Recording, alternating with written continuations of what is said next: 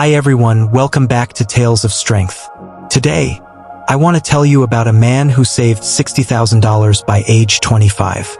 Everyone called him smart, responsible, successful.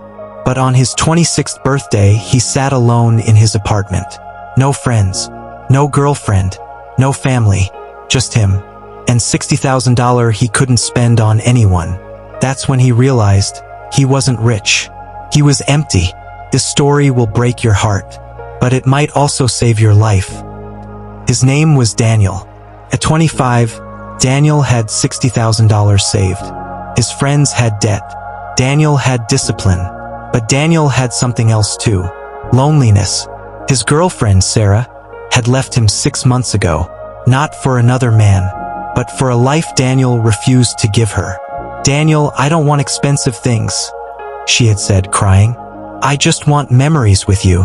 "We can make memories later," Daniel replied, "after I save $100,000. Sarah looked at him with tears streaming down. "You'll save $100,000. Then you'll want $200,000. Then $500,000. When does life start, Daniel?" "When?" Daniel had no answer. Sarah walked out that day and never came back. Daniel told himself she didn't understand. She wasn't disciplined like him. But late at night, Daniel stared at his bank account. $60,000. And he felt nothing. One day, Daniel's mother called. Her voice was shaking. "Daniel, your father had a heart attack. Come to the hospital. Now." Daniel's world stopped. He rushed to the hospital. His father was in ICU. Tubes everywhere. Barely breathing. Daniel's mother sat beside him, crying. "He kept asking for you. For months. But you were always too busy." Daniel felt his chest tighten. "What do you mean?" His mother looked at him with pain in her eyes. "Your father wanted to take a trip with you. Just you and him. He talked about it every week. When Daniel has time," he said. "When Daniel isn't so busy. But you never had time. You were always working, saving, busy." Daniel felt tears streaming down his face. His mother continued, "Last month your father told me, I don't need Daniel's money. I just need one weekend. Just one. But you never came." Daniel broke down. "Is he going to be okay?" The doctor came out. His face was grave.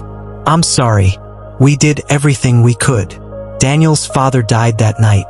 And Daniel realized something that destroyed him. His father didn't want his money. He wanted his time. And Daniel never gave it to him. At the funeral, Daniel stood alone. Friends he had abandoned. Family he had ignored. After everyone left, Daniel saw an old man sitting quietly. His grandfather, Thomas. Thomas walked up to Daniel. "Come with me. We need to talk." They sat in Thomas's old car. Thomas said, "Your father told me about you.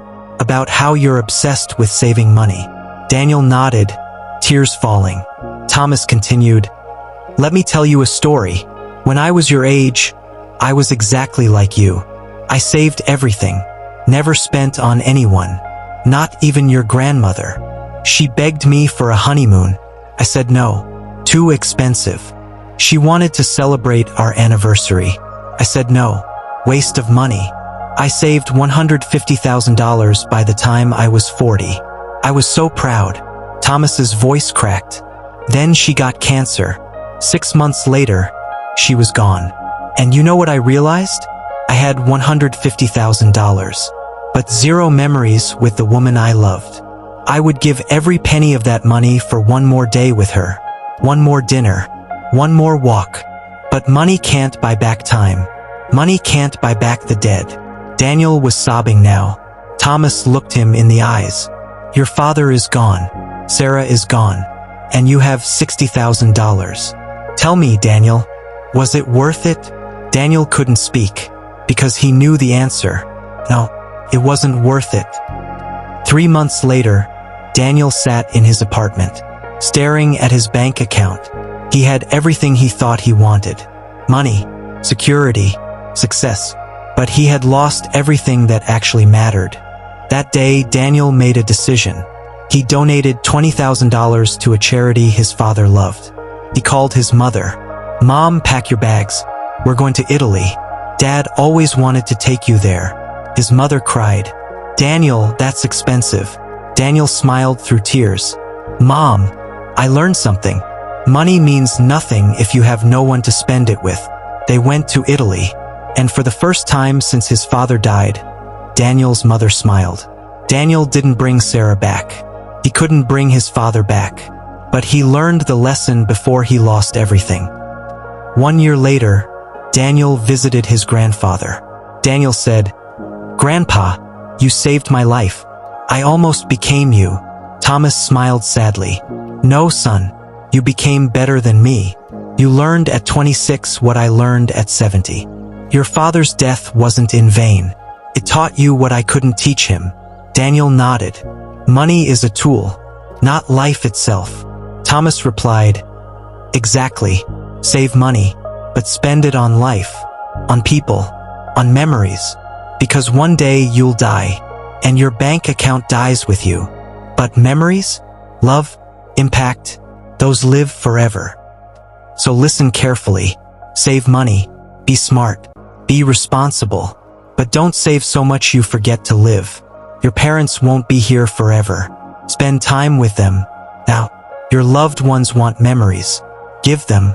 Now, life is happening right now, not after you save $100,000. Daniel learned this the hard way. Don't wait until someone dies to realize. Time is more valuable than money. Money can be earned again. Time cannot. Thank you for watching Tales of Strength. Share this if someone needs to hear it. See you in the next one.